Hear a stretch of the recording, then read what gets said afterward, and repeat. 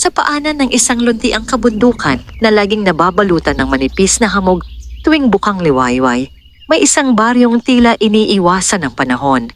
Dito, ang mga bahay ay yari sa kahoy at pawid. Ang mga bakuran ay may tanim na gulay at saging. At ang mga tao'y namumuhay ayon sa ritmo ng araw, gumigising sa tilaok ng manok at nagpapahinga sa himig ng kuliglig. Sa baryong yon, naninirahan si Mateo, isang binatang tahimik at masinop na maagang naulila sa ama. Ang naiwan sa kanya'y isang maliit na kubo, ilang pirasong kagamitan at isang lumang kulungan ng manok na matagal nang walang laman. Ang kanyang ina, si Aling Rosa, ay nagtitinda ng kakanin tuwing umaga sa palengke. Sa kabila ng kahirapan, pinalaki niya si Mateo na may takot sa Diyos at paggalang sa kapwa. Bata pa lamang si Mateo'y mahilig na siyang mag-alaga ng hayop. May kakaiba siyang pag-unawa sa mga ito. Parang naririnig niya ang kanilang pangangailangan kahit hindi nagsasalita. Subalit sa pagpanaw ng kanyang ama, ipinagbili nila ang lahat ng kanilang alagang manok upang may maipangtustos sa gastusin. Mula noon, nanahimik ang kulungan sa kanilang bakuran, tila naghihintay ng panibagong buhay. Isang hapon, habang nag-iigib si Mateo sa paanan ng bundok, napansin niya ang isang kakaibang liwanag mula sa masukal na bahagi ng gubat. Hindi yun tulad ng sikat ng araw na sumisilip sa pagitan ng mga dahon. Ang liwanag ay tila may sariling tibok, banayad, ngunit malinaw, parang humihinga.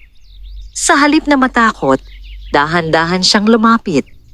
Sa ilalim ng isang matandang puno ng balete, nakita niya ang isang itlog, malaki, makinis, at bahagyang kumikislap. Hindi ito pangkaraniwan. Ang kulay nito'y tila pinaghalong ginto at perlas, at may mga guhit na waring gumagalaw sa ibabaw. Napaatras si Mateo. Hindi ito maaaring itlog ng karaniwang manok, bulong niya sa sarili. Ngunit sa halip na iwanan, may kung anong nagtulak sa kanyang damdamin na dalhin iyon sa kanilang bahay. Maingat niya itong isinilid sa kanyang bayong at tinakpan ng tuyong dahon. Pagdating sa kubo, hindi niya agad sinabi sa kanyang ina ang natagpuan. Sa halip, inilagay niya ang itlog sa lumang kulungan at tinakpan ng malambot na tela. Sa gabing iyon, hindi siya nakatulog ng maayos. Paulit-ulit sa kanyang isip ang mahiwagang liwanag sa ilalim ng balete. Kinabukasan, nagising siya sa isang mahinang kaluskos. Lumabas siya ng silid at dahan-dahang lumapit sa kulungan. Naroon ang itlog, ngunit may maliit ng bitak sa ibabaw. Napakapit si Mateo sa kahoy na bakod ng kulungan habang pinagmamasdan ang unti-unting paggalaw ng itlog. Sa bawat segundo, mas lumalaki ang bitak hanggang sa tuluyang mabiyak ang itaas na bahagi. Mula roon, sumilip ang isang munting ulo. Ang sisiw na lumabas ay hindi pangkaraniwan. Ang balahibo nito'y mapusyaw na ginto at ang mga matay kulay esmeralda. Sa unang pagtilaok nito, tila may banayad na hangin na umikot sa paligid kahit sarado ang mga bintana. Napatda si Mateo. Hindi siya nagkamali. Ang itlog na yon ay hindi mula sa karaniwang mundo. Lumapit siya at marahang kinuha ang sisiw. Hindi ito pumalag. Sa halip, tumingin ito sa kanya ng tuwid, parang kinikilala siya. Sa sandaling iyon, may tinig na umalingaw-ngaw sa kanyang isipan. Malinaw, ngunit hindi marahas. Pili ka. Napalinga si Mateo. Walang ibang tao sa paligid. Alagaan mo ako, muling wika ng tinig, at babaguhin ko ang iyong kapalaran. Nanginig ang kanyang mga kamay. Hindi niya alam kung ito ba'y bunga ng pagod o kung may mas malalim na hiwagang nagaganap. Ngunit sa titig ng sisiw may tiwala. Walang bakas ng pananakot, tanging pangako. Mula sa araw na yon, inalagaan ni Mateo ang kakaibang manok. Habang lumalaki, lalo itong nagiging kahanga-hanga. Ang balahibo nito'y nagiging mas makintab tila hinabi mula sa liwanag ng araw. Ang tindig nito'y matikas kahit batang-bata pa. At higit sa lahat, may pambihirang lakas itong taglay. Isang umaga, habang naglilinis si Mateo ng bakuran, may dumating na isang matandang lalaki na hindi niya kilala. Ang balat nito'y kayumanggi at kulubot. Ang mga matay tila maraming nalalaman. Totoo pala ang balita, sabi ng matanda habang nakatingin sa kulungan. Ano pong balita? Tanong ni Mateo. Na may isang binata raw na nakatagpo ng biyaya mula sa hindi nakikitang daigdig. Napalunok si Mateo. Hindi niya ipinagsabi kanino man ang tungkol sa itlog at sa kakaibang manok. Mag-ingat ka, dagdag ng matanda. Ang biyayang nagmumula sa mundo ng diwata ay may kapalit. Hindi lahat ng regalo ay basta ibinibigay nang walang hinihinging kapalit. Pagkasabi nito, tumalikod ang matanda at naglakad palayo. Naiwan si Mateo na puno ng katanungan. Mundo ng diwata. Hindi iyon karaniwang usapan sa baryo. Ngunit batid niya ang mga kwento, mga nilalang na nakatira sa ibang dimensyon, mga bantay ng kalikasan, at mga kapangyarihang hindi maipaliwanag. Kinagabihan, muling nagsalita ang manok sa kanyang isipan. Ako ay sugo, wika nito. Hindi ako karaniwang panabong. Ako ang itinalagang tagapagtanggol. Tagapagtanggol ng ano? Tanong ni Mateo. Sa isip lamang. Nang hangganan. Unti-unting nagbukas sa kanyang kamalayan ang isang katotohanang hindi niya inasahan. Ang balete kung saan niya natagpuan, ang itlog, ay hindi simpleng puno. Iyon pala ang isa sa mga lagusan sa pagitan ng mundo ng tao at ng mundo ng diwata. At ang manok na kanyang inalagaan ay isinugo upang bantayan ang lagusang yon laban sa mga nilalang na maaring tumawid ng may masamang hangarin. Bakit ako? Tanong niya. Sapagkat ikaw ang nakarinig, sagot ng manok. Maraming nakadaan sa ilalim ng balete, ikaw lamang ang nakakita. Mula sa sandaling iyon, nabago ang tahimik na buhay ni Mateo. Hindi na lamang siya isang binatang naghahanap buhay upang mabuhay. Siya'y naging tagapangalaga ng isang lihim na higit pa sa kanyang pangunawa.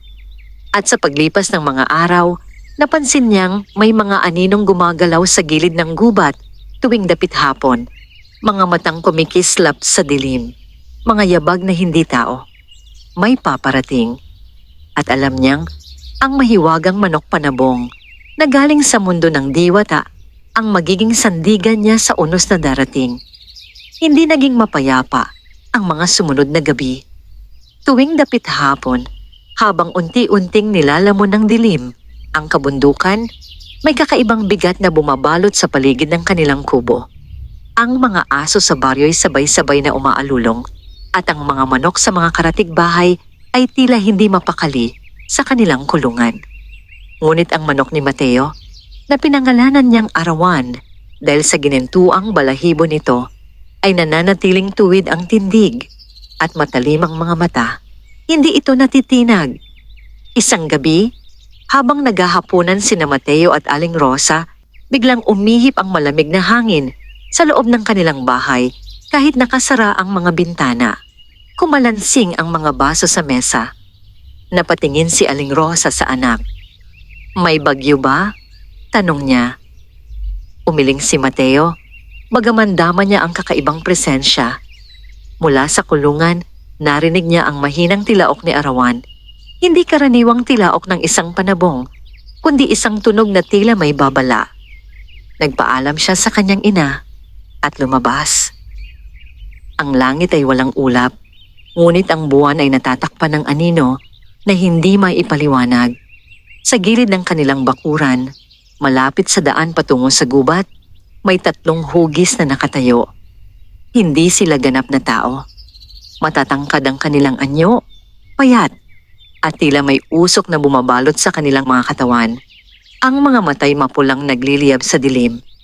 Nanlalamig ang mga kamay ni Mateo ngunit hindi siya umatras. Sa likuran niya, narinig niya ang pagaspas ng pakpak ni Arawan. Lumabas ang manok mula sa kulungan nang hindi niya alam kung paano ito nakawala. Ang mga balahibo nito'y tila mas maliwanag kaysa dati at sa bawat hakbang nito sa lupa, may bahagyang kislap na naiiwan. Mga anino ng pagitan, bulong ng tinig sa isip ni Mateo. Sila ang unang susubok. Anong gusto nila? Tanong niya sa isipan. Ang lagusan. Unti-unting lumapit ang tatlong nilalang. Hindi sila nagsasalita, ngunit ramdam ang kanilang layunin, tahimik at mapanganib. Sa isang iglap, itinaas ni Arawan ang kanyang mga pakpak at tumilaok ng malakas. Ang tilaok na yon ay hindi pangkaraniwan. Parang may alon ng liwanag na sumabog mula sa kanyang katawan at dumaloy sa hangin. Napaatras ang mga nilalang, tila nasunog ng hindi nakikitang apoy. Ngunit hindi sila tuluyang naglaho. Sa halip, umikot sila sa paligid ng bakuran, tila naghahanap ng ibang daan. Biglang nagbukas ang lupa, malapit sa matandang puno ng mangga sa likod ng bahay. Mula roon ay umangat ang isang maitim na usok at naramdaman ni Mateo ang panginginig ng lupa.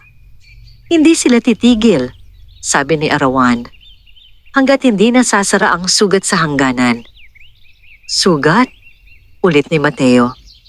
May nagtangkang buksan ng lagusan mula sa kabila. Sa sandaling iyon, naalala niya ang matandang lalaking dumalaw sa kanya ilang araw na ang nakalipas. Ang babala nito ay biglang nagkaroon ng kahulugan. Maaaring hindi nagkataon ang pagdating ng mahiwagang itlog. Maaaring ito'y tugon sa isang mas malaking pangyayari. Lumakas ang hangin. Ang mga dahon ng puno ay nagtilian sa pagaspas at ang tatlong nilalang ay sabay-sabay na sumugod. Hindi nagatubili si Arawan. Tumalon ito sa ere, mas mataas kaysa sa inaasahan ni Mateo. Sa bawat galaw ng pakpak nito, may guhit ng liwanag na humahawi sa dilim. Isa-isa nitong tinamaan ang mga anino. Sa tuwing matatamaan, may sumisiklab na puting apoy na agad ding nawawala. Napaupo si Mateo sa lupa, hindi dahil sa takot, kundi sa bigat ng enerhiyang bumabalot sa paligid. Ramdam niyang hindi ito karaniwang laban. Ito'y sagupaan ng dalawang daigdig. Sa huling tilaok ni Arawan, nagliwanag ang buong bakuran. Nang mawala ang liwanag, wala na ang tatlong nilalang. Tahimik ang gabi. Tanging ang marahang paghinga ni Mateo at ang pag-aspas ng pakpak ni Arawan ang maririnig. Dahan-dahang lumapit ang manok sa kanya. Hindi pa ito ang huli. Wika nito sa kanyang isipan. May mas makapangyarihang nilalang na kumikilos sa likod ng mga aninong yun. Sino? Tanong niya. Isang nagtataksil sa mundo ng diwata. Nanlaki ang mga mata ni Mateo. May nagtataksil? May isang dating tagapangalaga ng lagusan na nagnanais angkinin ang kapangyarihan ng dalawang mundo. Siya ang nagbukas ng sugat. Unti-unting bumigat ang hangin sa paligid nila, ngunit hindi na yon tulad ng kanina. May katahimikan, ngunit puno ng babala. Mateo, patuloy ni Arawan. Hindi sapat na bantayan lamang ang lagusan. Kailangan nating hanapin ang pinagmumulan ng sugat. Paano? Tanong niya. Sa pamamagitan ng pagpasok sa mundo na aking pinanggalingan. Napatitig si Mateo sa manok. Sa mundo ng diwata? Kapag sumapit ang susunod na kabilugan ng buwan, bubukas ang landas sa ilalim ng balete, ngunit isang tao lamang ang maaaring tumawid, at ikaw iyon. Hindi agad nakasagot si Mateo. Sa kanyang isip, naglaban ng takot at pananagutan. Isa lamang siyang simpleng binata. Wala siyang armas, wala siyang karanasan sa pakikipaglaban sa mga nilalang na hindi tao. Ngunit nang maalala niya ang mukha ng kanyang ina at ang tahimik na baryong maaaring madamay sa gulong ito, unti-unting tumibay ang kanyang loob. Kung hindi siya kikilos, sino? Tumayo siya at hinaplos ang ulo ni Arawan. Kung iyon ang kailangan, Sabi niya sa mahinahong tinig. Handa akong sumama. Sa malayo, sa kailaliman ng gubat, may pares ng matang nagmasid sa kanila. At sa kaibuturan ng mundo ng diwata, may isang nilalang na ngumiti sa pag-ikot ng kapalaran. Ang laban ay nagsisimula pa lamang. Mula nang maganap ang unang pagsalakay ng mga anino, hindi na muling naging payapa ang gabi para kay Mateo. Bagamat tila bumalik sa normal ang baryo, ang mga tao'y muling abala sa bukid, ang mga bata'y naglalaro sa daan. May lihim na tensyong bumabalot sa paligid na siya lamang ang lubos na nakadarama. Tuwing sumasapit ang dapit hapon, hindi na siya basta nakatanaw sa kabundukan. Pinagmamasdan niya ang ilalim ng matandang balete, ang pinagmulan ng mahiwagang itlog. Ngayong alam na niya ang katotohanan, iba na ang anyo ng puno sa kanyang paningin. Hindi na lamang ito matandang halaman, isa itong bantayog ng dalawang mundong magkatabi, ngunit hindi dapat magsanib. Si Arawan ay lalo pang naging matikas sa mga nagdaang araw. Ang dati tila batang panabong pa lamang, ay ngayon ay may tindig na halos kasing laki ng karaniwang tandang. Ang mga balahibo nito'y kumikislap sa sinag ng araw, at ang mga pakpak ay tila may lakas na higit sa inaasahan. Isang umaga, habang pinapakain niya ito, muling nagsalita ang tinig sa kanyang isipan. 3 gabi na lamang. Tungkol saan? Tanong ni Mateo, bagaman alam na niya ang sagot. Sa pagbubukas ng landas. Napatigil siya. Sa kabila ng kanyang tapang noong gabing sinalakay sila, hindi maikakaila ang takot na unti-unting sumisibol sa kanyang dibdib. Ang pagharap sa mga anino sa sariling bakuran ay iba sa pagpasok sa mismong mundo ng mga diwata. Kapag tumawid ka, patuloy ni Arawan, hindi ka na basta magiging tagamasid, ikaw ay magiging bahagi ng kanilang usapin. Babalik pa ba ako? Tanong niya ng marahan. May saglit na katahimikan. Kung mananatiling matatag ang iyong puso, hindi iyon tuwirang sagot, ngunit sapat upang maunawaan niya ang panganib. Sa sumunod na mga araw, napansin ni Mateo ang pagbabago sa paligid. May mga halamang hindi karaniwang namumulaklak ang biglang nagkaroon ng kakaibang kulay. May mga ibong hindi niya pa nakikita ang dumapo sa bubong ng kanilang kubo. At tuwing sasapit ang gabi, tila mas maliwanag ang mga bituin. Parang naghahanda ang kalikasan. Isang hapon, habang naglalakad siya patungo sa paanan ng bundok, muli niyang nakita ang matandang lalaking bumisita sa kanya noon. Nakaupo ito sa isang malaking bato, tila naghihintay. Alam kong darating ka, sabi ng matanda bago pa man siya makapagsalita. Kayo po ba'y mula rin sa mundo ng diwata? Tanong ni Mateo nang walang paligoy. Ngumiti ang matanda. Ako'y tagapagmasid lamang, isang taong matagal nang nakakaalam ng hangganan. Lumapit si Mateo. Bakit ako ang napili? Hindi ikaw ang pumili, sagot ng matanda. Ikaw ang pinili ng lagusan, ang may malinis na layunin lamang ang nakaririnig sa tawag. Napayuko si Mateo. May dapat kang malaman bago ang kabilugan ng buwan. Dagdag nito. Ang nagtataksil na sinasabi ng iyong kasama ay hindi basta nilalang. Isa siyang dating bantay, isang nilikhang may dugo ng diwata at anino. Anino? Ulit ni Mateo.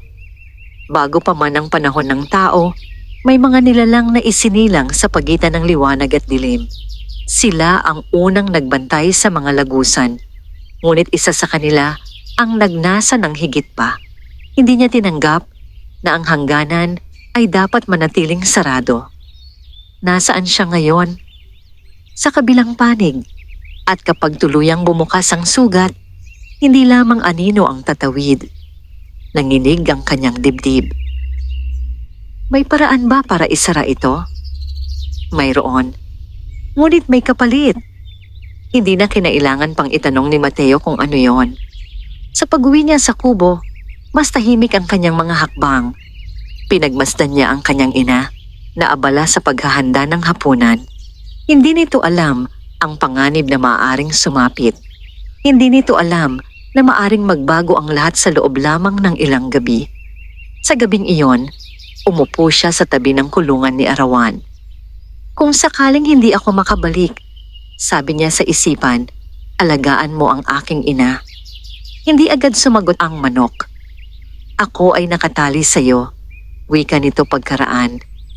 Ang aking lakas ay umaalinsunod sa iyong paghinga. Kung ikaw ay maglalaho, ako'y mananatiling alaala lamang. Napatitig si Mateo sa mga mata nitong Esmeralda. Kung ganoon, sabay tayong babalik. Isang bahagyang pag-aspas ng pakpak ang naging tugon. Dumating ang gabi ng kabilugan ng buwan. Ang buong baryo'y naliligo sa malamlam na liwanag. Ang mga tao'y tahimik na nagpapahinga. Walang kamalay-malay sa pagbabagong magaganap. Dahan-dahang naglakad si Mateo patungo sa balete. Kasunod niya si Arawan na tila mas maliwanag kaysa dati. Sa paglapit nila, napansin niyang ang lupa sa paligid ng puno ay may mga ukit na hindi niya nakita noon. Mga simbolong paikot, tila sinaunang panalangin na inukit ng panahon. Tumayo siya sa harap ng puno. Handa ka na ba? Tanong ni Arawan. Huminga siya ng malalim. Oo. Sa sandaling iyon, umihip ang malamig na hangin. Ang mga ugat ng balete ay bahagyang gumalaw at sa pagitan ng mga ito ay lumitaw ang isang liwanag. Hindi nakakasilaw, kundi malalim at tila may anyong lagusan. Unti-unting bumukas ang hangin, parang kurtinang hinawi ng hindi nakikitang kamay. Sa loob ng liwanag, may tanawing hindi niya pa nasilayan, mga punong mas matataas kaysa sa karaniwan, mga ilog na tila kumikislap sa sariling liwanag at kalangitang may ibang kulay. Kapag tumawid ka, sabi ni Arawan, wala nang pag-aatubili. Lumunok si Mateo. Sa huling pagkakataon, lumingon siya sa daang pabalik sa baryo. Tahimik ang lahat. Pagkatapos, buong tapang siyang humakbang papasok sa liwanag. Sa pagdampi ng kanyang paa sa kabilang panig, naramdaman niyang tila nagbago ang bigat ng hangin. Mas malinaw ang mga kulay, mas buhay ang paligid. Ngunit kasabay ng kagandahan ay ang isang malalim na pakiramdam ng panganib. Sa malayo, sa ilalim ng kakaibang kalangitan, may isang aninong nakatayo, naghihintay. At sa unang pagkakataon, tunay na nasilayan ni Mateo ang mundo ng diwata. Ang unang hakbang ni Mateo sa mundo ng diwata ay tila pagpasok sa isang panaginip na may sariling tibok at paghinga. Ang lupa sa ilalim ng kanyang paa ay hindi karaniwang lupa. Ito'y parang pinaghalong damo at liwanag. Sa bawat galaw niya, may bahagyang kislap na umuusbong at agad ding naglalaho. Ang mga puno ay matatayog, may mga dahong tila salamin na sumasalamin sa kakaibang kalangitan. Isang kalangitang may bahid ng lila at bughaw na may mga ulap na dahan-dahang umiikot na parang mga bantay. Sa kanyang tabi, si Arawan ay hindi na kasing laki ng isang pangkaraniwang tandang. Sa pagtawid nila sa lagusan, lumaki ito. Ang mga pakpak ay mas malapad, ang balahiboy mas maningning, at ang tindig ay may likas na kapangyarihan. Ang mga matang Esmeralda nito'y mas maliwanag, tila mas buo ang lakas sa mundong ito. Dito ako isinilang, wika ng tinig sa kanyang isipan. Dito ako inatasang magbantay. Napatingin si Mateo sa malawak na tanawin sa kanilang harapan. Sa di kalayuan, may mga nilalang nakahawig ng tao, ngunit may banayad na liwanag sa kanilang balat. Ang iba'y may mahahabang buhok na tila dumadaloy kahit walang hangin. Ang ilan naman may pakpak na malinaw na parang usok na may hugis. Mga diwata, bulong niya. Ngunit hindi lahat ng anyo roon ay payapa. Sa gilid ng kagubatan, may mga bahagi ng lupang tila nasunog ng dilim. Ang mga dahon ay kumukupas at ang hangin sa bahaging iyon ay mas mabigat. Ang sugat, sabi ni Arawan. Gaano kalawak ito? Tanong ni Mateo. Lumalaki sa bawat sandaling hindi ito napipigil. Habang naglalakad sila, napansin ng ilang diwata ang kanilang pagdating. May ilan na napaatras, tila nagulat sa presensya ng isang tao. May ilan namang tumingin kay Arawan ng may pagkilala. Mula sa gitna ng isang malawak na liwasan, lumapit ang isang babaeng diwata na may korona ng mga dahong pilak.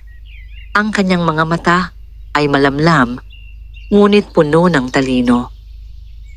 Ang tagapangalaga ay bumalik. Wika nito. Ang tinig ay malinaw, ngunit may bigat. At may kasama.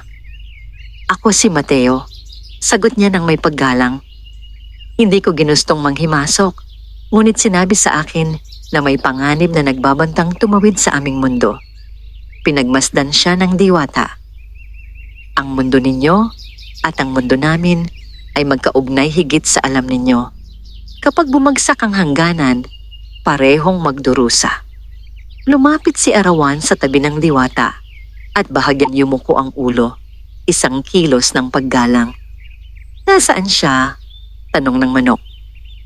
Bahagyang nagdilim ang mukha ng diwata.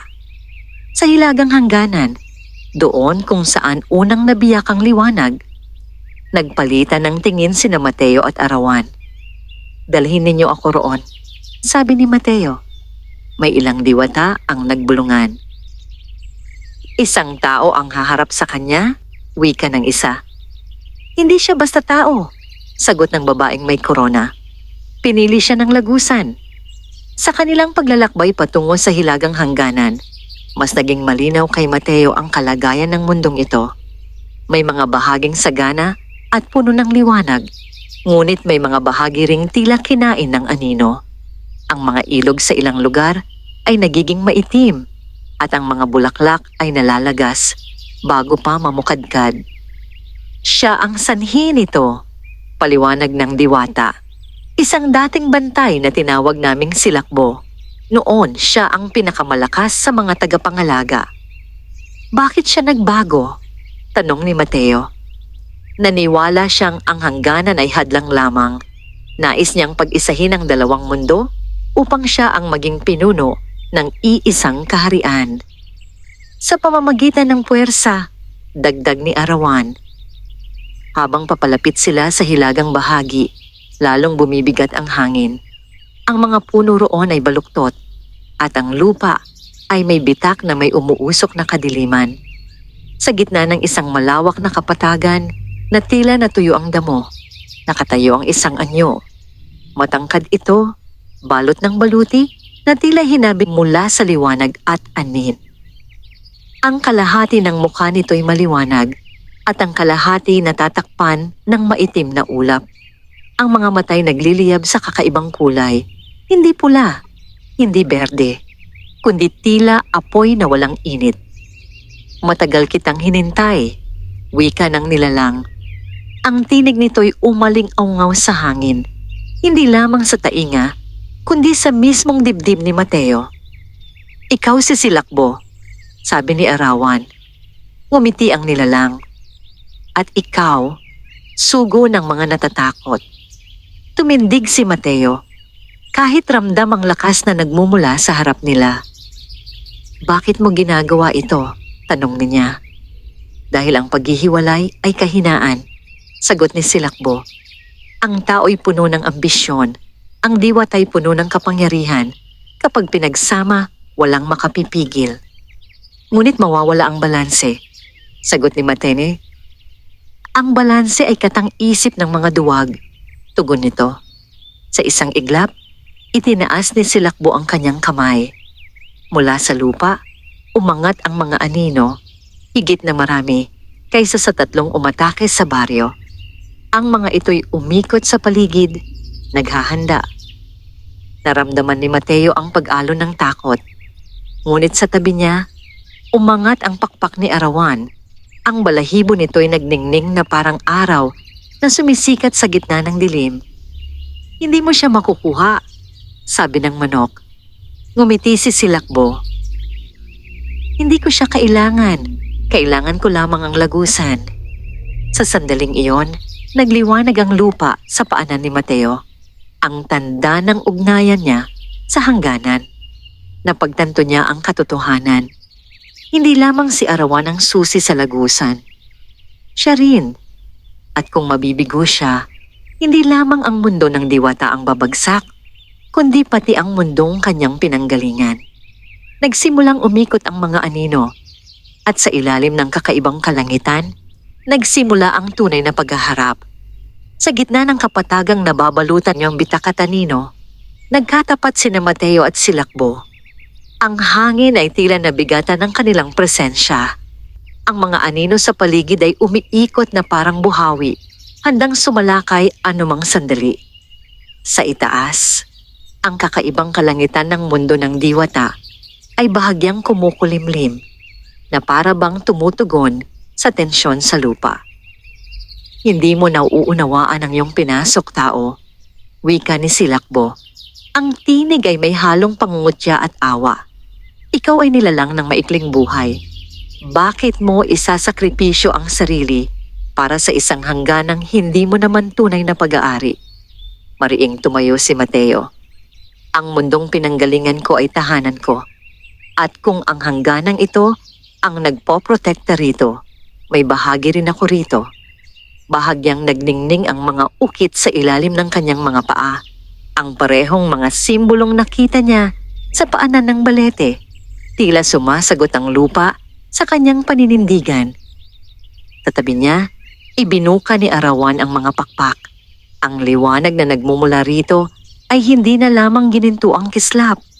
May halong puting apoy ang bawat balahibo at sa bawat paghinga nito, may alon ng enerhiyang humahawi sa umiikot na dilim. Ang balanse ay hindi kahinaan, mariing wika ng manok. Ito ang dahilan kung bakit umiiral ang lahat. Sumagot si Silakbo sa pamamagitan ng pagkuyom ng kanyang kamay. Biglang sumugod ang mga anino. Parang mga sibat ng usok, mabilis silang tumama sa lupa, sa hangin, at sa mismong paligid ni Mateo. Ramdam niya ang lamig ng bawat pagdaan nito. Tila unti-unting tinatangkang sakupin ang kanyang paghinga. Tumindig ka! Sigaw ni Arawan sa kanyang isipan. Pinikit ni Mateo ang kanyang mga mata. Sa loob ng kanyang dibdib, naramdaman niya ang init. Ang parehong init na unang umalab nang mapisa ang mahiwagang itlog. Hindi iyon takot, hindi rin galit. Isa yung malinaw na layunin. Pinahawak niya ang kanyang kamay sa lupa. Sa sandaling iyon, ang mga simbolo sa paligid niya ay nagliwanag. Isang bilog ng liwanag ang bumuo sa kanyang paanan at ang mga aninong tumama rito ay tila natunaw na parang hamog sa umaga. Napaatras si Silakbo. Hindi maari, bulong nito. Ang isang tao ay hindi maaaring maging sisidlan ng lakas ng hangganan. Hindi ako sisidlan, sagot ni Mateo. Unti-unting nagbubukas ang kanyang mga mata. Ako ay tagapangalaga. Kasabay ng kanyang mga salita, tumalon si Arawan sa ere. Sa unang hampas ng pakpak nito, nagliwanag ang buong kapatagan. Ang mga anino ay nagkagulo, tila nawalan ng anyo. Sa pangalawang hampas, ang lupa sa ilalim ni Silakbo ay bahagyang nagbitak at mula roon ay sumiklab ang purong liwanag. Ngunit hindi basta sumusuko ang dating bantay. Itinaas ni Silakbo ang kanyang dalawang kamay at mula sa kanyang likod ay umusbong ang mga pakpak na yari sa purong dilim. Ang kalahati ng kanyang mukha na nababalutan ng anino ay tuluyang nagdilim at ang kanyang mga mata ay naging parang butas ng kawalan. Kung hindi ako makapaghahari sa dalawang mundo, sigaw niya, wawasakin ko ang hangganan. Mula sa kanyang dibdib, may lumabas na itim na sibat ng enerhiya at tumama sa gitna ng kapatagan. Sa mismong sugat ng lagusan, umaling-awngaw ang lupa. Ang bitak ay lumaki. Mula sa kailaliman, may narinig na dagundong. Isang tunog na tila nagmumula sa pagitan ng mga daigdig. Ang hangin ay naging mas mabigat at ang kalangitan ay tila nahati sa dalawang kulay. Mateo, mariing wika ni Arawan, kung lalawak pa ang sugat, magbubukas ang lagusan ng tuluyan. Ano ang kailangan kong gawin?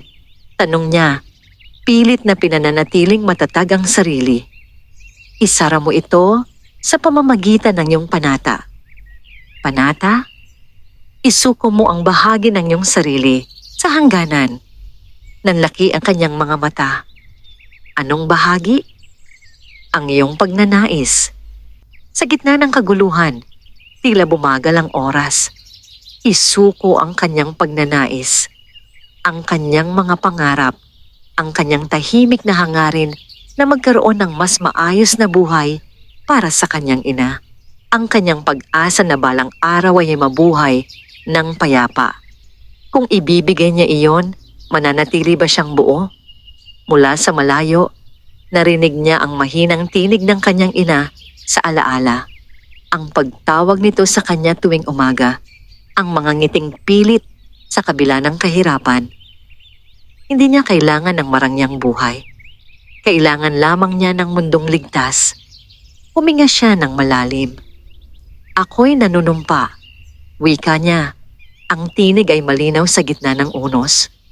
Hanggat ako'y nabubuhay, ako ang magiging bantay ng hangganan. Isinasantabi ko ang aking sariling pagnanais upang manatili ang balanse. Sa sandaling iyon, ang bilog ng liwanag sa kanyang paanan ay naging mas malaki. Isang haligi ng puting apoy ang umakyat mula sa lupa patungo sa kalangitan. Ang sugat sa gitna ng kapatagan ay nagsimulang magsara unti-unti, tila tinatahi ng hindi nakikitang kamay.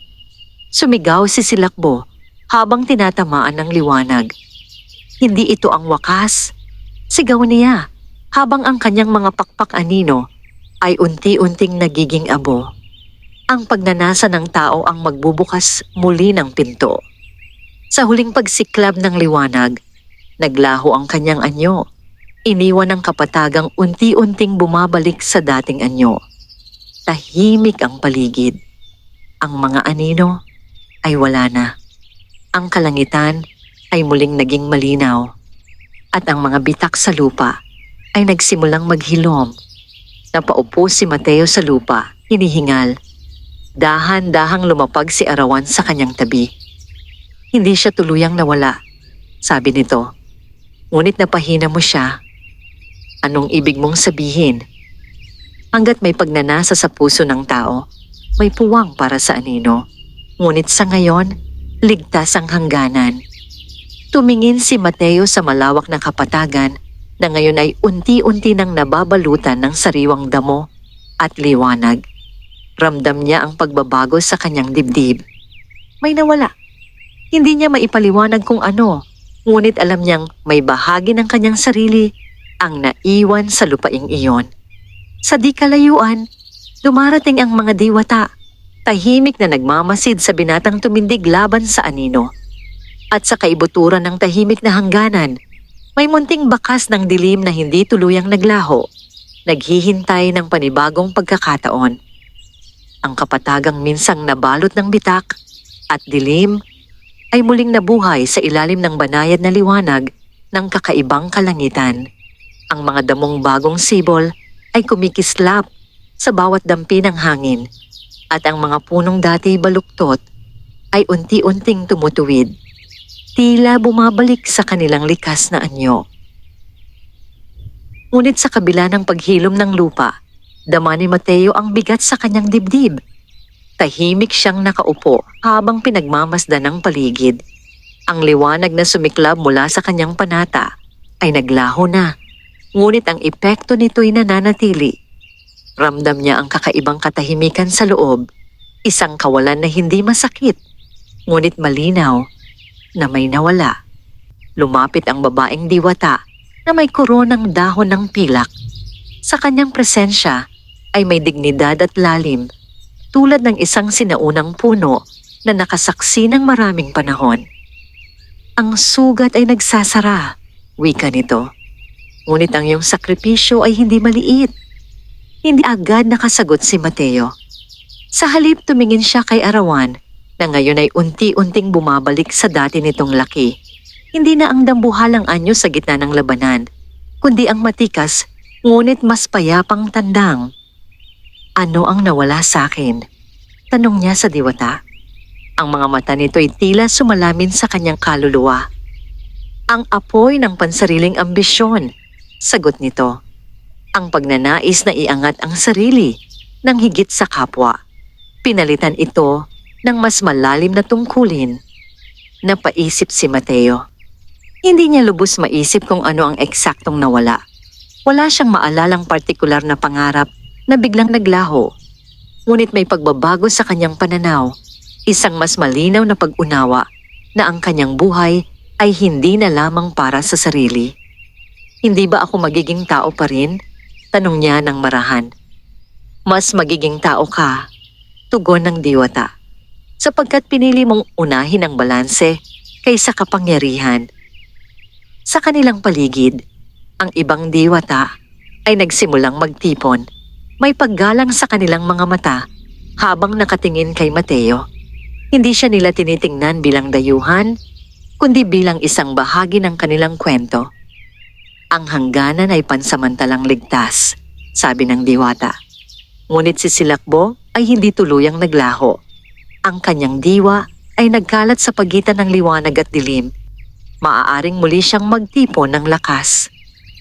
Kung ganoon, wika ni Mateo, hindi pa tapos ang laban. Hindi, sagot ni Arawan sa kanyang isipan. Ngunit hindi mo kailangang labanan ang lahat ng mag-isa. Sa sandaling iyon, naramdaman ni Mateo ang isang banayad na paghila sa kanyang likod, ang lagusan. Ang liwanag sa pagitan ng mga puno ay muling lumitaw, mas mahinahon kaysa dati. Ang daan pabalik sa mundo ng tao ay bukas. Panahon na, sabi ni Arawan. Babalik pa ba ako rito? Tanong ni Mateo sa diwata. Kapag tinawag ka ng hangganan, tugon nito. Ngunit tandaan mo, ang mundo ninyo ay hindi hiwalay sa amin. Ang bawat pagpili ng tao ay may anino o liwanag na umaabot dito. Tahimik na yumuko si Mateo bilang paggalang. Sa paglapit niya sa lagusan, naramdaman niya ang bahagyang kirot. Para paghihiwalay sa isang lugar na ngayon ay bahagi na ng kanyang pagkatao. Ngunit alam niyang may mas mahalagang dahilan upang bumalik. Sa pagtawid niya sa liwanag, muling nagbago ang hangin. Ang kulay ng kalangitan ay bumalik sa pamilyar na bughaw. Ang mga tunog ng gabi, mga kuliglig, mahinang ihip ng hangin ay muling bumalot sa kanyang pandinig. Nasa ilalim na siya ng matandang balete. Ang gabi sa baryo ay tahimik, tila walang nagbago. Ngunit sa kanyang pakiramdam, ang lahat ay iba na. Lumabas si Arawan mula sa liwanag kasunod niya. Sa sandaling tuluyang magsara ang lagusan, ang balete ay nagmukhang karaniwang puno na lamang, matanda, tahimik, at hindi kapansin-pansin. Huminga ng malalim si Mateo, naglakad pabalik sa kanilang kubo. Sa loob, natagpuan niya ang kanyang ina na payapang natutulog. Lumapit siya at maingat na inayos ang kumot nito. Sa unang pagkakataon, mula nang magsimula ang lahat, nakaramdam siya ng ganap na katahimikan. Kinabukasan, tila bumalik sa dati ang kanilang pamumuhay. Tumulong siya sa bukid, nagayos ng bakod, at pinakain si Arawan. Ngunit may ilang bagay na hindi na tulad ng dati. Napansin ng ilang kapitbahay ang kakaibang tikas ng kanyang manok. Parang pambihira ang tandang mo, sabi ng isa. Subukan mo kaya sa sabungan sa susunod na pista? Hindi agad sumagot si Mateo. Alam niyang si Arawan ay hindi karaniwang panabong. Ang lakas nito ay hindi para sa aliwan o sugal. Ngunit sa kanyang isipan, may mahinang bulong. Ang mundo ng tao ay may sariling anyo ng laban, wika ni Arawan. Hindi lahat ng labanan ay sa pagitan ng diwata at anino. Napaisip si Mateo. Kung may natitirang bakas sisilakbo sa puso ng tao, sa pagnanasa, sa kasakiman, maaaring doon ito magsimulang muling magtipon ng lakas. At marahil, ang susunod na laban ay hindi sa kapatagan ng mundo ng diwata, kundi sa gitna ng mga taong hindi nakaalam ng digmaang naganap para sa kanila. Sa malayo, sa kailaliman ng gabi, may bahagyang anino na gumalaw sa paanan ng bundok. Hindi ito ganap na anyo, ngunit sapat upang magpaalala. Ang dilim ay hindi tuluyang nawawala. Ito'y naghihintay lamang. Lumipas ang ilang linggo na tila payapa ang lahat. Ang balete sa paanan ng bundok ay nanatiling tahimik. Wala nang kakaibang liwanag. Wala nang aninong gumagapang sa dapit hapon. Ang baryo'y muling nabuhay sa karaniwang ritmo. Ang mga magsasakay nag-aararo. Ang mga kababaihay nag-uusap sa tabi ng poso. At ang mga batay nagtatakbuhan sa alikabok ng daan. Ngunit sa kabila ng panlabas na kapayapaan, may banayad na pagbabago sa mga tao. Napansin ni Mateo na mas madalas ang pagtatalo sa palengke. Ang dating magkakaibigan ay nagkakaroon ng alitan dahil sa maliit na bagay. May ilang magsasakang nagsimulang maghinala sa isa't isa. Iniisip na may nagtatago ng ani nanlalamang sa timbang. Isang hapon, habang nagpapakain siya kay Arawan, muling nagsalita ang tinig sa kanyang isipan. "Nararamdaman mo ba?" tanong nito. "Oo," sagot ni Mateo. "Parang may mabigat sa hangin." "Hindi yun hangin," wika ni Arawan. "Iyon ang bakas." Bakas ni Silakbo?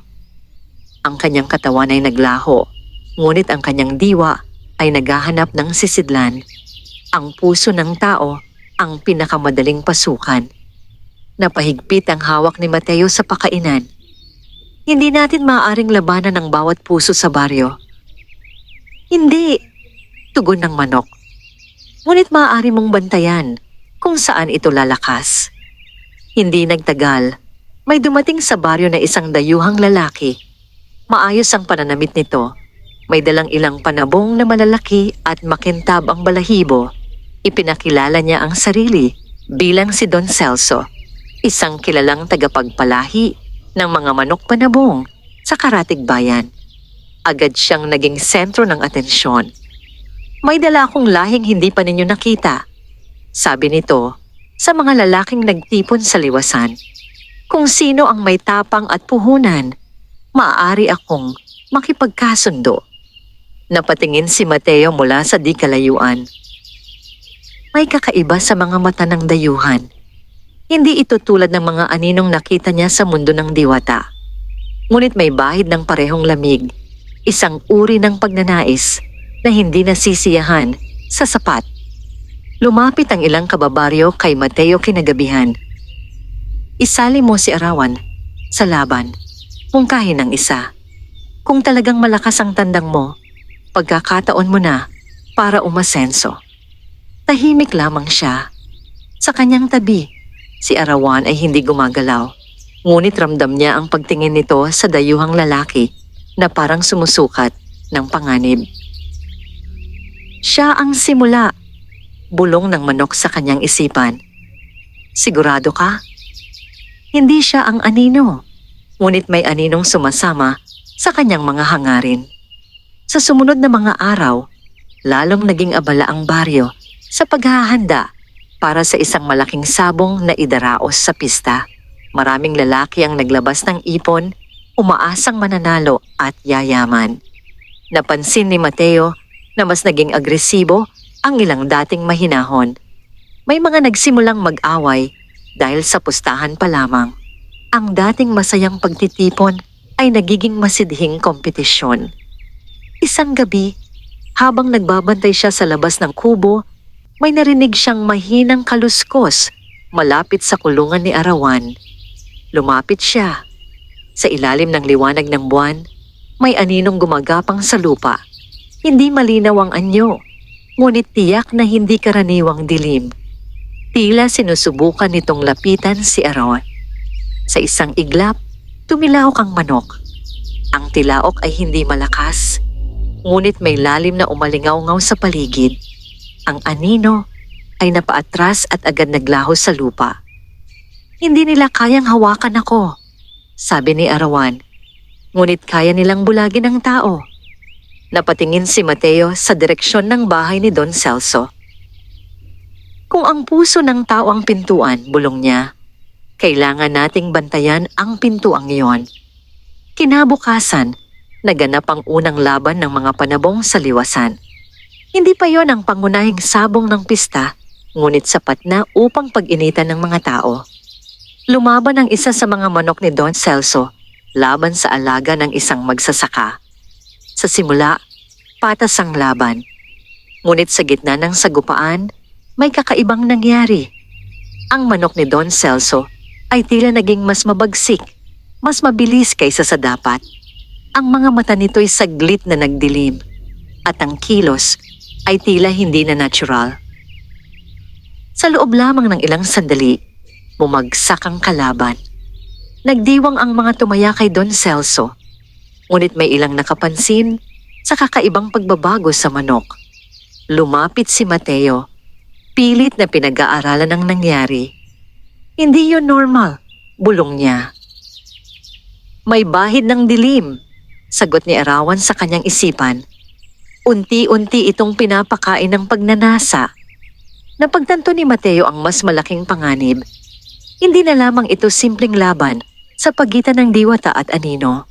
Ang tunay na digmaan ay nasa loob ng tao. Sa kasakiman, sa pagnanais ng higit pa kahit kapalit ang kapwa. Sa gabi, bago ang pangunahing sabong ng pista, tumingala si Mateo sa buwan. Kung lalakas ang impluensya ng anino sa gitna ng mga tao, maaaring muling mabuksan ang sugat sa hangganan. At sa pagkakataong ito, hindi sa mundo ng diwata magsisimula ang bitak, kundi sa puso ng baryo mismo. Sumapit ang araw ng pista na may kakaibang sigla at tensyon.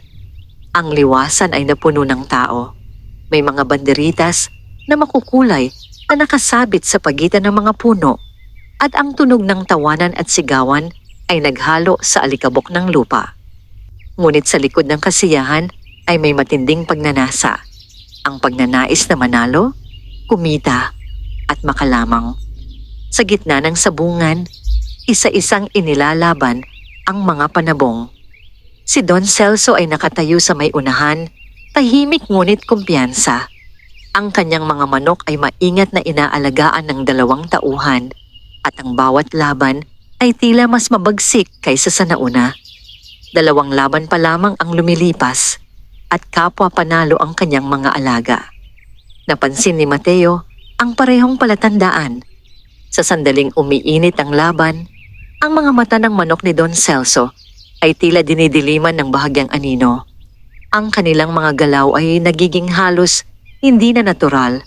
Parang may ibang lakas na kumikilos sa kanilang mga pakpak at paa. Lumalaki ang bakas, wika ni Arawan sa kanyang isipan. Sa pagnanasa ng mga tao, tanong ni Mateo. Oo, sa bawat sigaw ng kasakiman, sa bawat galak sa pagkatalo ng kapwa. Napahigpit ang hawak ni Mateo sa kulungan ni Arawan. Isang matandang magsasaka ang lumapit sa kanya. Mateo, ikaw na lang ang natitirang may tapang na hindi pa sumusubok. Ilaban mo na ang tandang mo. Tingnan natin kung kaya niyang tapatan ang lahi ni Don Celso. Tahimik si Mateo.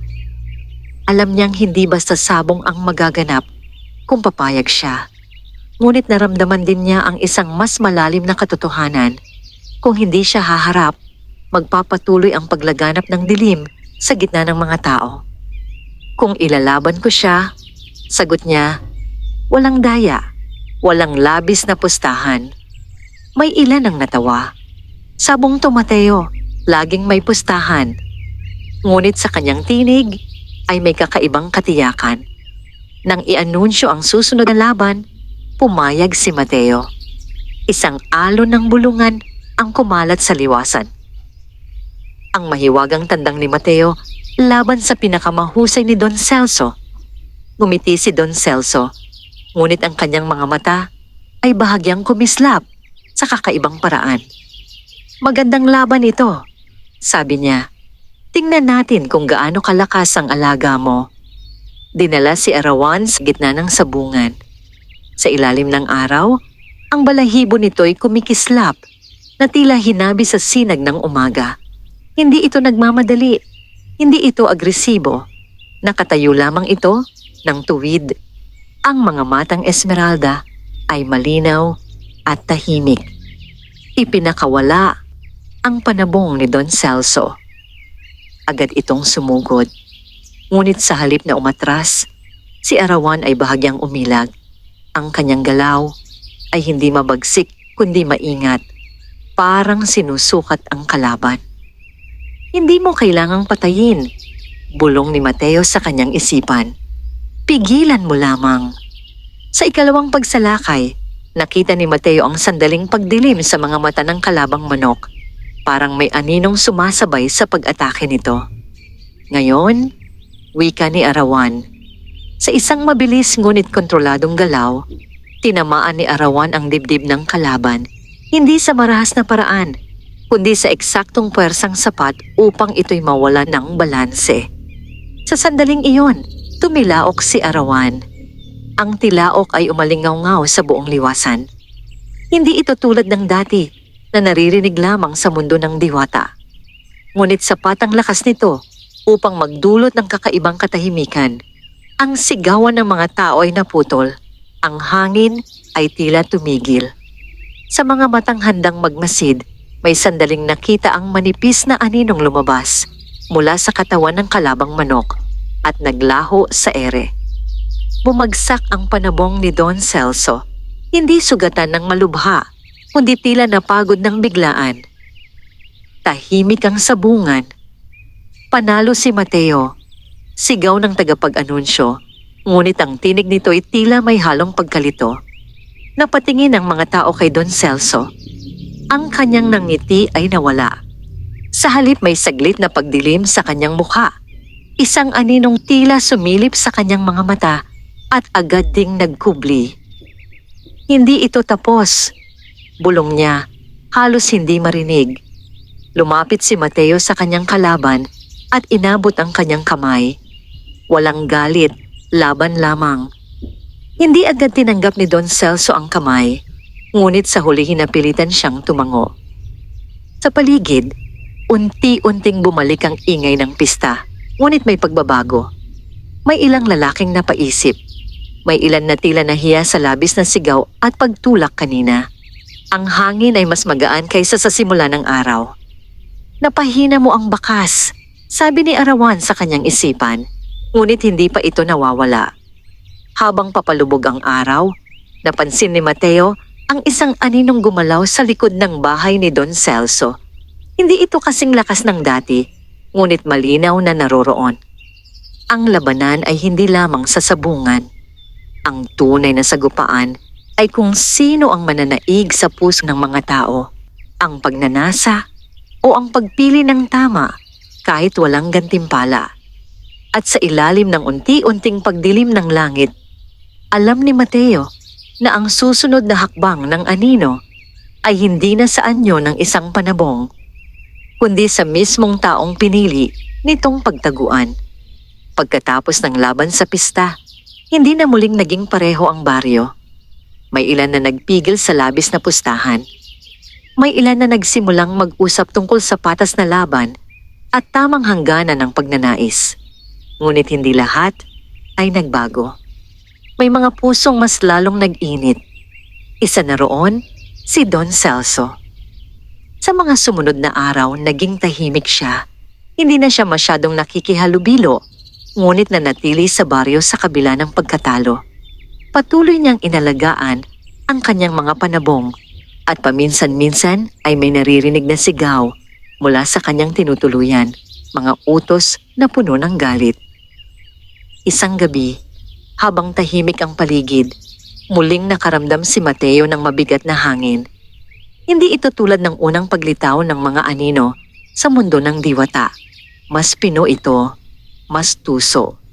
Lumabas siya ng kubo at tinanaw ang bahay na inuupahan ni Don Celso. Sa loob ng kanyang isipan, narinig niya ang tinig ni Arawan. Lumipat na ang bakas. Sa kanya, tanong ni Mateo. Oo, mas madaling manirahan ang dilim sa pusong puno ng galit. Hindi nagtagal, may narinig siyang kaluskos sa paanan ng bundok, malapit sa balete. Nanlaki ang kanyang mga mata. Hindi maaaring, bulong niya. Sa kabila ng pagsasara ng sugat sa mundo ng diwata, may manipis na bitak na tila muling kumikislap sa pagitan ng mga ugat ng puno. Hindi ito ganap na lagusan, ngunit sapat upang makalusot ang bakas. Sa sandaling iyon, may sumigaw mula sa direksyon ng bahay ni Don Celso. Agad na tumakbo si Mateo, kasunod si Arawan. Nang makarating siya, nakita niyang nakaluhod si Don Celso sa lupa. Hawak ang ulo, tila pinipigilan ng isang bagay sa loob ng kanyang isipan. Lumayas ka, sigaw nito sa hangin. Hindi kita kailangan. Ngunit ang kanyang mga mata ay bahagyang nagdilim.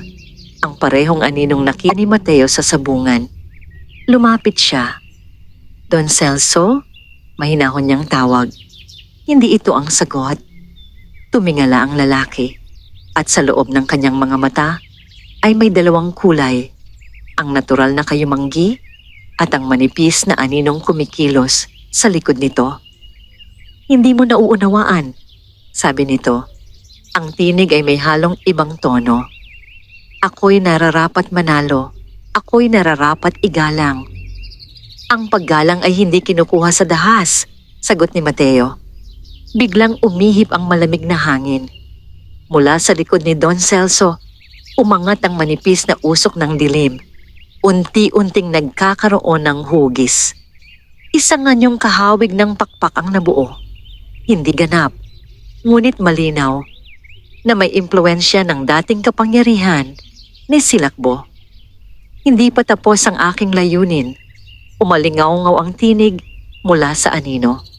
Kung hindi sa mundo ng diwata, sa mundo ng tao ako lalakas. Napaatras ang ilang taong nakasaksi. Ngunit si Mateo ay hindi umatras.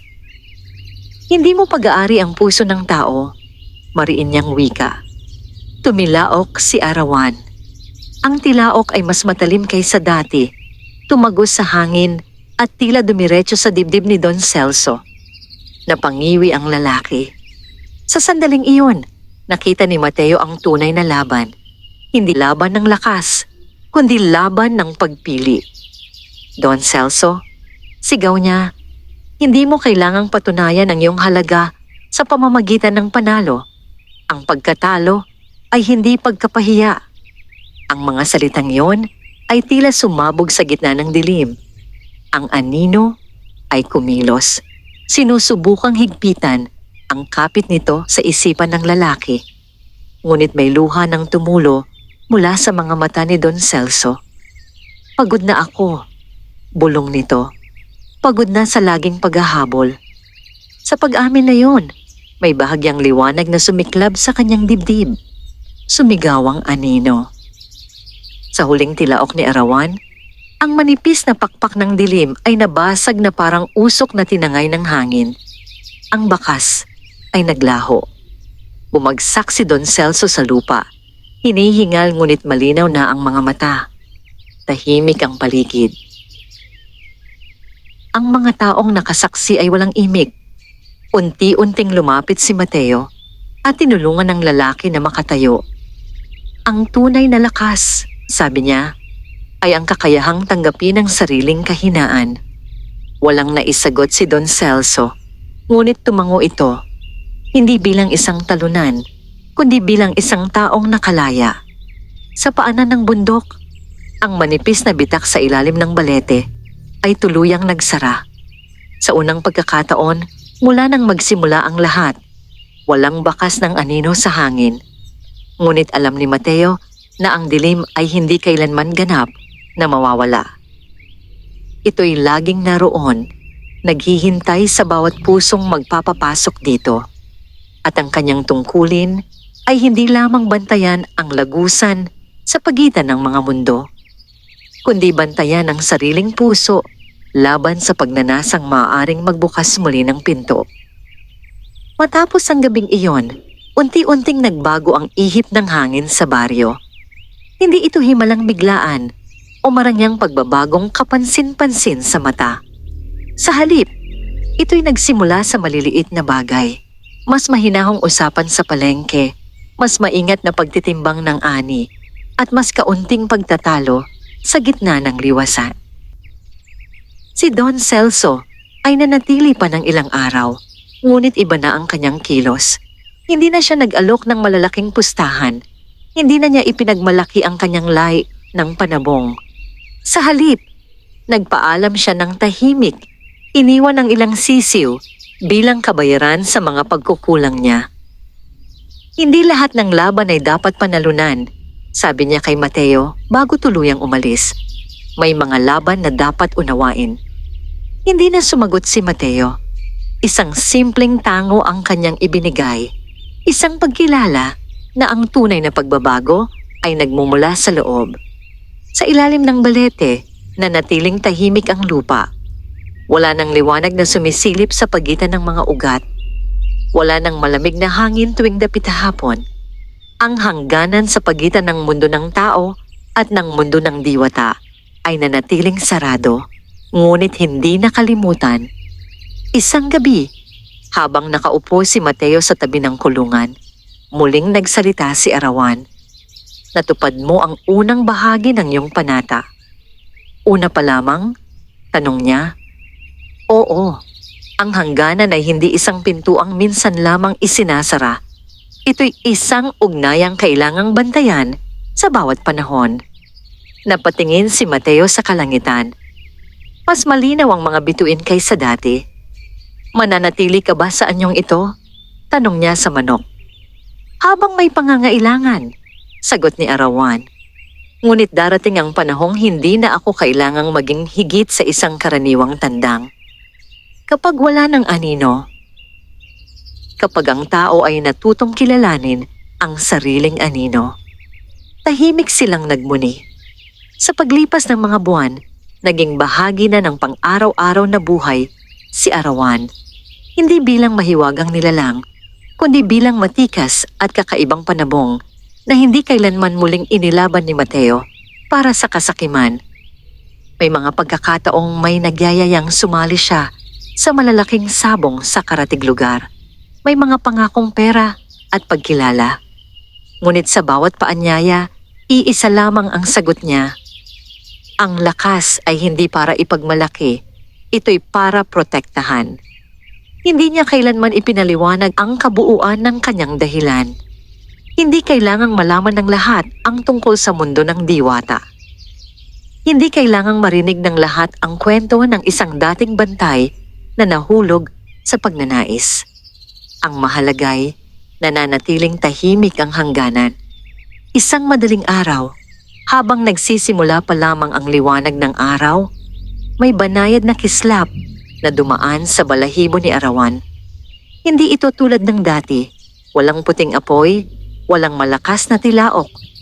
Isang mahinahong liwanag lamang. Panahon na, sabi ng tinig sa isipan ni Mateo. Panahon na para saan? Upang matutunan mong magbantay nang wala ako. Nanlaki ang kanyang mga mata. Unti-unting humina ang kislap sa mga balahibo ng manok. Ang esmeraldang mga mata ay naging mas karaniwan, bagaman na natili ang talim ng tingin. Hindi ka mawawala, tanong niya. Ako'y bahagi na ng hangganan, sagot ni Arawan. At ikaw ang bantay nito sa mundo ng tao. Sa unang tilaok ng umaga, tumilaok si Arawan. Isang simpleng tilaok na tulad ng ibang tandang sa baryo. Ngunit sa kaibuturan ng tunog na yon, may paalam. Mula noon, hindi na muling nagpakita ng hayag na kapangyarihan si Arawan. Nanatili itong alaga ni Mateo. Isang manok panabong na may kakaibang tikas, ngunit hindi na kinikilala bilang sugo ng mundo ng diwata. Gayunpaman, sa tuwing may mabigat na pagnanasa na sumisibol sa baryo, sa tuwing may alita na nag-uugat sa kasakiman, nararamdaman ni Mateo ang bahagyang pag-init sa kanyang dibdib. Isang paalala. Ang tunay na hangganan ay hindi lamang nasa ilalim ng balete. Ito'y nasa loob ng bawat tao. At habang may isang pusong handang pumili ng balanse kaysa kapangyarihan, mananatiling sarado ang pintuan ng dilim. Sa katahimikan ng umagang yon, sa pagitan ng tilaok ng mga manok at pagbangon ng araw, nagsimula ang panibagong yugto ng buhay ni Mateo. Hindi bilang binatang nakatagpo ng mahiwagang manok panabong, kundi bilang tahimik na tagapangalaga ng hangganan sa pagitan ng liwanag at anino.